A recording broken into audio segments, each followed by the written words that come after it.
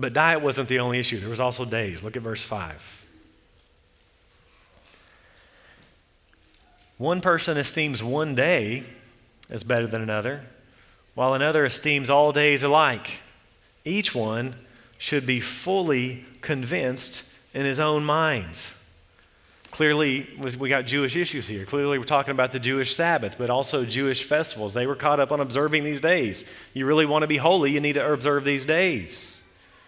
They hadn't grasped how Christ fulfills the Sabbath.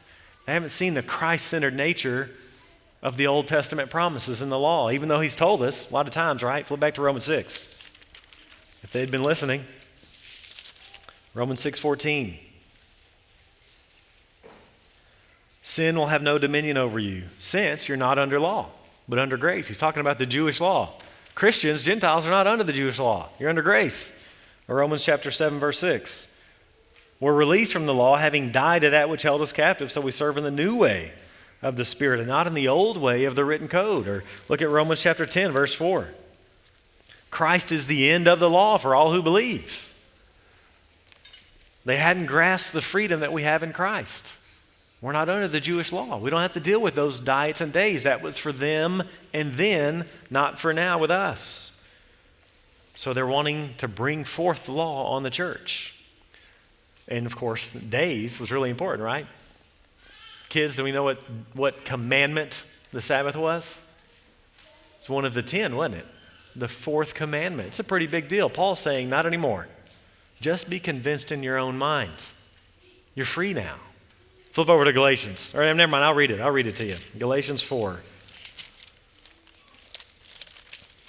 Listen to this. Formerly, when you did not know God, you were enslaved to those that by nature are not God's. Isn't that striking? Did you know that?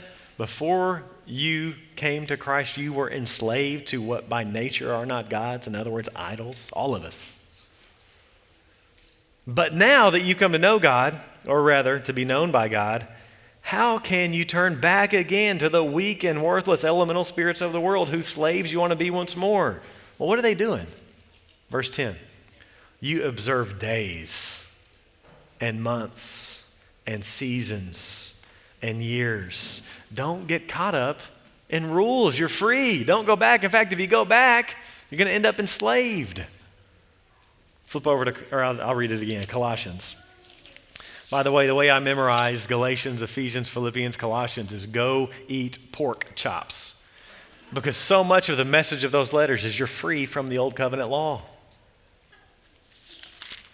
Colossians chapter 2, verse 16. Notice the similarity of Romans 14. Therefore, let no one pass judgment on you in questions of food and drink, or with regard to a festival, or a new moon, or a Sabbath. Let no one judge you about these things. Why? Verse 17, these are a shadow of the things to come, but the substance belongs to Christ. Christ is the fulfillment of the law. He's the end of the law. They had missed that. They didn't see that the rest foreshadowed in the Sabbath is found in resting in Christ. Hebrews 4 says, we rest by ceasing from our works and trusting in Him.